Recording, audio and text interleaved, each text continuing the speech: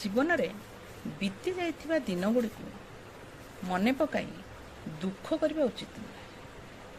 कारण जहाँ बीती जाइछि जो जहाँ चली जाइछि ताहा होछि हमर अतीत। ताकू मने पकेले आमे कष्ट पाइबा।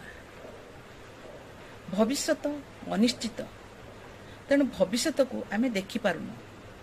भविष्यत रे कौन हम कहीं भी कहि परिबेनी, कारण ताहा केवल ईश्वर ही जानी थांती। तेणु भविष्यत को ईश्वर को ऊपर छाड़ी देई आमे जदि वर्तमान जहाँ होछि जो परिस्थिति आसुछि आमे जदि ताकू निजर करी आगो को आगे जिबा ताहले आमे सुखी ही परिबा, आमे जीवन रे शांति पाई परिबा।